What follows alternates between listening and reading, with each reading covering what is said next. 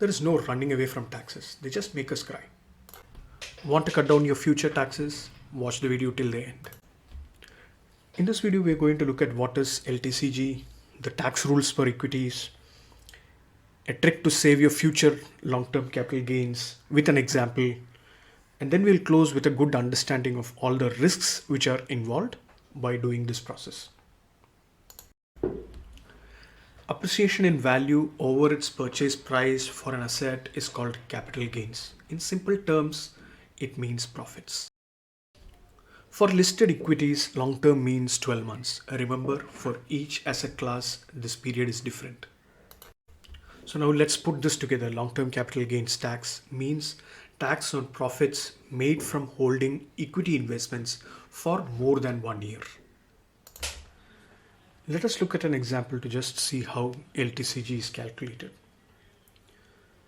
So the scenario is I bought 100 shares of TCS on 1st April 2019 for 2025 rupees.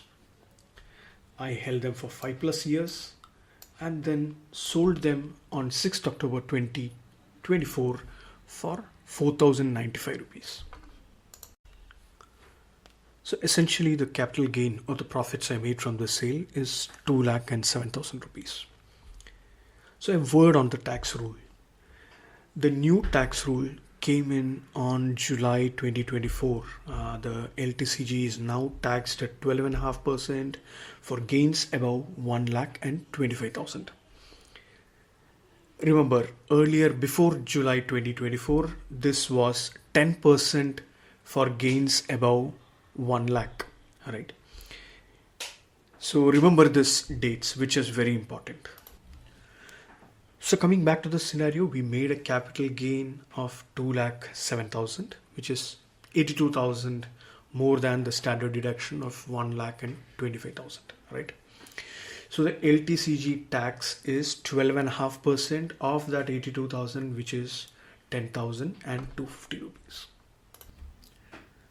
The critical point here to note is that this deduction cannot be carried forward to the next year. You don't use it, you lose it for the year. So essentially 12.5% of 1,25,000 rupees, you're foregoing that deduction benefit which you have each year if you do not use it. So since we cannot carry forward, how do we make use of it every year, right? It's pretty simple.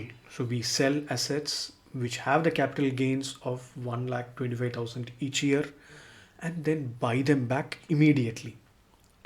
So what are we doing essentially here? We are just increasing the cost basis of our holding without actually spending more. Our investments are the same, our profits are the same, just that for accounting purposes, our cost basis is increased each year by that 1,25,000 rupees. And when cost basis is increased, our taxes in the future reduce. Still confused? Let's look at a practical example. The new rule came into effect in July 2024. So this example here shows the old rule based on deductions of 1 lakh. Just that I'm showing the actual portfolio movement from 2019 to 2024. So the deductions back then was 1 lakh. Okay, so now we've set the clarity. Let's jump into the example. Nippon Small Cap is one of my favorite fund for a long time. Started investing them in them in around 2018. So on April 1st, 2019, I invested a bulk of 10 lakh rupees in them at a NAV of 43 rupees approximately. What we are going to see is how I use the tax harvesting to save my future taxes as of 1st April 2024. So feel free to grab a pen and a notebook to write down the points which you learn from this. Now, I did my first harvesting on 1st of March 2021. You might ask why March 2021? Well, during COVID times, I was very cautious not to make much sale, and just in case I needed this money for family emergency. So I just did not do trades during that time. Anyway, the portfolio was up 4,53,000 on 1st of March 2021. So I gladly did the first harvesting of taxes. So what am I doing here? I'm identifying the number of units I need to sell for getting the long-term capital gain of 1 lakh. So on 1st March, I identify that I need to sell 5,110 units to realize the 1 lakh capital gains. Then what did I do? I just bought back the same units the same day. So notice the bottom table where I have that 5,000 odd units at the same new NAV and 18,000 odd units at the old NAV. So if you calculate the cost basis, it would come to 11 lakhs. This is what we wanted. No change in profits, no change in portfolio, but we increased our cost basis by 1 lakh by realizing the deduction for 2021. Again, pause the video, take a moment to read this up. Remember that units are sold in FIFO, first in, first out. So the oldest units are sold first. So my second harvesting was done on 1st April 2021, just 1 month later. I was on 5 lakh odd profit and sold 4,500 odd units and bought them back the same day on 1st April 2021. At the end of the day, my cost basis became 12 lakhs. There is no change. My profit remained the same. Nothing else changed. Just my cost basis changed to 12 lakhs.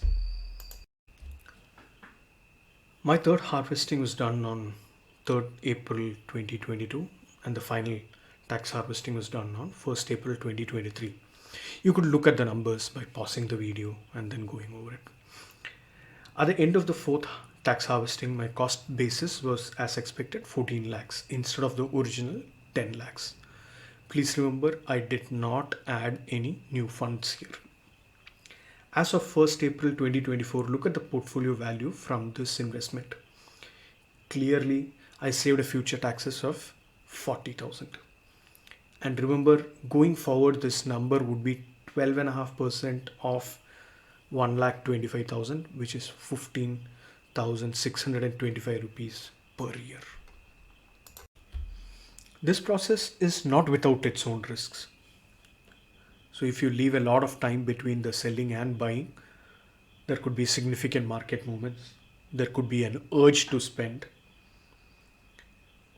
This harvesting also actually messes up the XIRR calculation, the CAGR or the XIRR calculations of the portfolio.